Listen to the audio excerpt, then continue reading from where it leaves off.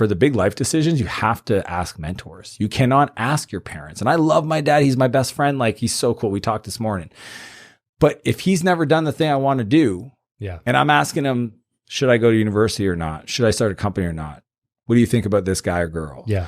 What about this business partner? They're going to give me advice that's going to get me the results that they got. Right.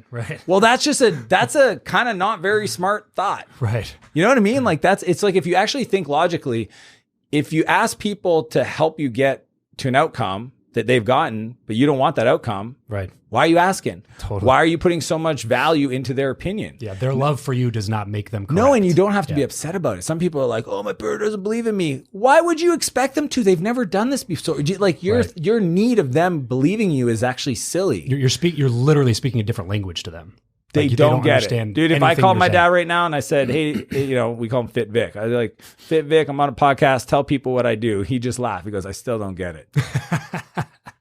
Still don't get it, man. I put my life on the internet, right? Right. But he still doesn't get it because it's just not. And I think oftentimes I joke with him. I say, you still think I'm a 13-year-old troublemaker. Yeah. Right. He goes, well, it's hard not to see you that way, Danielle. He calls me Danielle because I grew up French.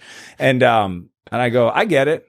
And then, we go to my event and there's 500 people in the room and he's like, how are these people here to see you? I go, I don't know. It's crazy. Yeah. They know that they're here to see you, right? Oh, dude, his first time he came to an event, he was at the pool and it was like the day before the event started and he saw people wearing the badges, like pre-registration. Yeah. And he would stop people and he's like, do you know Dan Martell? And they're like, yeah, we're in his group. And they're like, what did he tell you to get you to come? Yeah. And then they started like telling them about like the impact we've had on their lives. And I remember the first time he saw me on stage, I came off and he's so giggly. He goes, you figured it out. I said, what's that? He goes, you're not working. Like, that's not work. I can't believe it, dude. You figured it out. And I'm like, I know. And he's like, that's so cool. My dad actually got to see what I try to tell people. It's like, create a life you never have to retire from.